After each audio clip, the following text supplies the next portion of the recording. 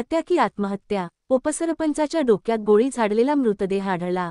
बार्शीच्या मैत्रिणीला भेटायला गेला कारमध्येच मृतदेह, पिस्टल आढळल्याने खळबळ।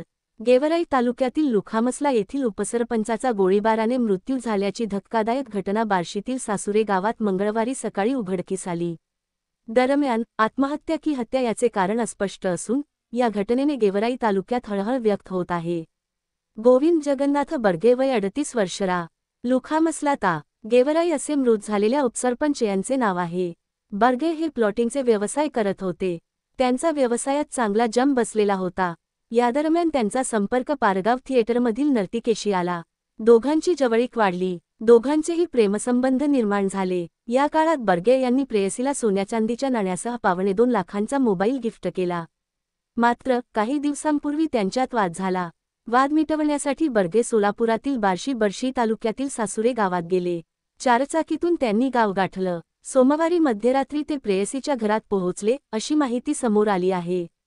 मंगळवारी सकाळी बर्गे यांचा सासुरे गाव शिवारात कारमध्ये मृतदेह आढळून आल्याचे उघडकीस आले।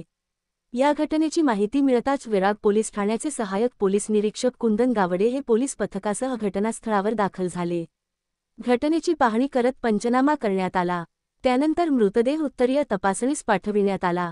दरम्यान, गोविंद बर्गे यांच्या डोक्याला पिस्टलची गोळी लागल्याची जखम आढळून आली असून, त्यांच्या कारमध्ये पिस्टल देखील निदर्शनास आल्याने बर्गे यांनी गोळी मारून आत्महत्या केली की त्यांची हत्या करण्यात आली याचे कारण अस्पष्ट आहे। मात्र, या धक्कादायक घटनेमुळे गेवराई तालुक्यात हळहळ व्यक्त होत आहे। हत्या की आत्महत्या याचे